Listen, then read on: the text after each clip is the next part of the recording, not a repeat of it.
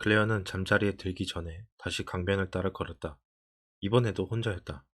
직원들은 대부분 둘씩 또는 무리를 지어 산책하지만 힘든 하루를 지낸 터라 오늘 밤도 다들 피곤했다. 하나씩 자기 방으로 돌아가거나 일부는 승진 시험을 위한 교재를 챙겼다.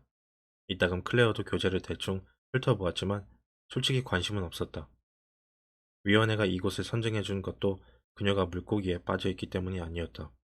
그저 출산모로서 실패한 다음 그녀를 보낼 장소가 필요했을 뿐이다. 클레어는 자신의 무관심이 마음에 찔려서 교재를 몇 번 무심하게 훑어보기도 했다. 난할, 피포, 기관, 발생 따위의 어휘도 암기했다. 지금은 그런 단어를 쓸 수는 있지만 그게 어떤 뜻인지는 좀 완전히 잊은 터였다. 표층포 활성화. 클레어가 길을 걸으며 중얼거렸다. 교재에서 암기한 또 다른 제목이었다. 뭐요?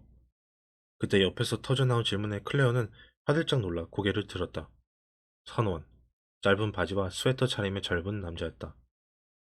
캔버스 천 소재의 끈을 묶는 구두를 신었는데 밑창은 두껍고 결이 나 있었다. 아마도 젖은 갑판에서 미끄러지지 않기 위한 용도일 것이다. 클레어는 놀라지 않았다. 남자는 미소를 짓는 데다 무척이나 친근한 인상이었다. 사람을 불안하게 할 타입은 전혀 아니었다. 선원과 얘기해 본 적은 한 번도 없었다. 그녀에게 말을 걸어온 선원도 물론 없었다. 여긴 다른 말을 쓰나요? 그가 씩 웃으며 물었다. 독특한 억양은 언젠가 그녀도 엿들은 적이 있었다. 아니요. 같은 말이에요. 클레어가 공손히 답했다. 그럼 표창장 확실화가 무슨 뜻입니까? 씩 웃음이 새어나왔다. 비슷하게 듣기는 했는데 미묘하게 잘못 받아들인 모양이었다. 일할 때 쓰는 용어를 암기 중이었어요. 배아 발생 단계를 뜻하는데 그쪽이 물고기에 관심이 없다면 따분한 얘기가 될 거예요. 전 부화장에서 일하거든요. 아, 예, 그곳에서 본 적이 있습니다. 행사 때문에 짐을 부리지도 못했죠? 그가 어깨를 으쓱했다. 괜찮습니다. 덕분에 푹 쉬었는걸요. 내일 하역 작업이 끝나면 떠납니다. 선원도 클레어 곁에서 걷기 시작했고 이제 다리 쪽에 가까워지고 있었다. 두 사람은 잠시 멈춰서서 용수섬 치는 급류를 내려다보았다. 다리가 너무 낮지 않나요? 다른 다리에 충돌한 적 없어요? 다리가 낮으면 못 지나갈 수도 있잖아요. 선원이 기득거렸다. 음, 걱정은 내 몫이 아니에요.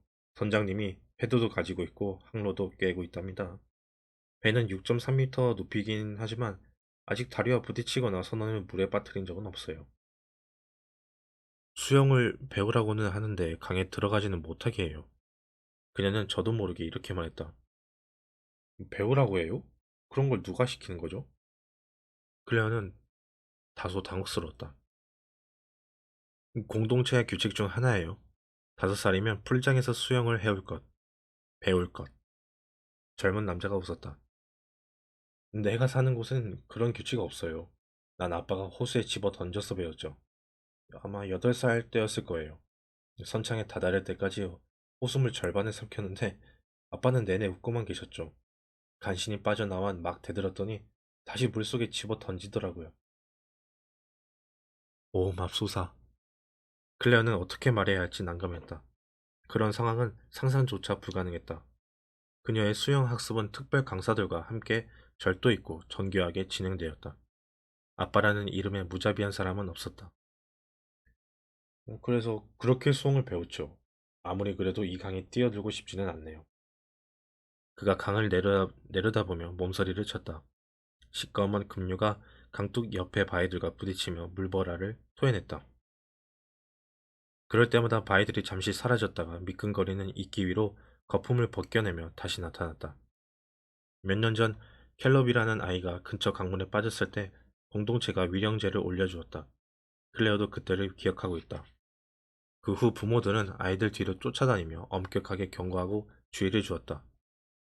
실종된 아이 캘럽의 부모가 크게 징계를 받았다는 얘기도 들었다. 아이들이 다치지 않도록 하는 게 부모단의 의무이건만 캘럽의 부모는 그 임무를 제대로 수행하지 못했다. 그런데 이 남자 아버지는 아이를 아예 깊은 물에 집어 던지고 웃기까지 했단다. 더군다나 그때 얘기를 하며 자신도 웃고 있지 않는가. 도무지 이해가 가지 않았다. 두 사람은 잡담을 나누었다. 그는 자기 일에 대해 얘기했고 한동안은 의미 없는 물고기 논쟁도 벌였다. 그가 어느 먼 곳을 가리키며 보급선만한 물고기를 봤다고 했기 때문이다. 그녀는 농담이라고 생각했지만 정작 그는 진지하기만 했다. 그게 사실일까? 솔직히 묻고 싶은 것도 있었다. 저 배는 이제 어디로 가요? 아니, 애초에 어디서 왔죠? 당신이 사는 곳은 어디예요? 그녀는 타지 마을에 대해 듣고 싶었으나 마음이 편치만은 않았다. 그런 질문 자체가 불법일지 모른다는 생각 때문이었다. 게다가 날이 어두워지고 있기에 돌아갈 시간이기도 했다. 이제 가봐야 해요. 클레어가 말했다. 남자는 클레어와 함께 돌아서서 부화장을 향해 걷기 시작했다. 혹시 배를 구경하고 싶지 않나요? 남자가 갑자기 물었다. 허락하지 않을 거예요. 그녀가 변명하듯 대답했다. 선장님은 괜찮아요. 그분도 종종 방문객을 태우거든요. 우리 배는 바다 하천 겸용이에요.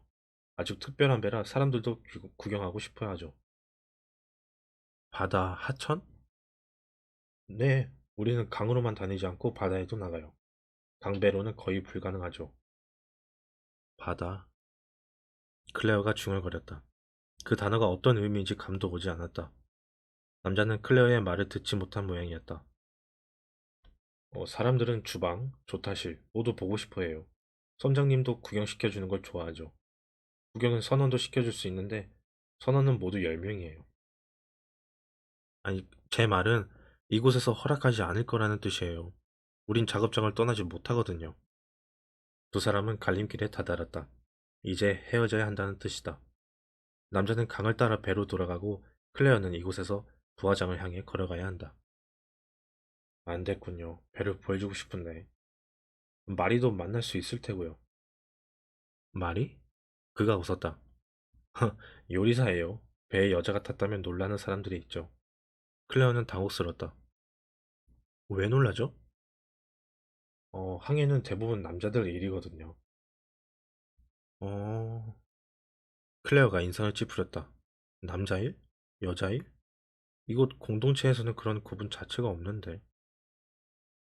예, 저도 마리를 만나고 싶어요. 배도 구경하고 싶고, 언젠가 다시 오시면, 그때는 우리 규칙이 바뀌어 있을지도 모르죠.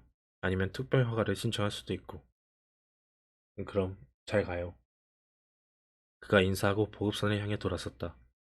클레어는 손을 흔들어 인사한 다음에도 남자가 늘어진 나뭇가지 너머로 사라질 때까지 서서 지켜보았다. 이윽고 그녀도 돌아섰다. 바다? 그녀는 혼자서 되뇌어 보았다. 도대체 어떤 곳일까? 바다는?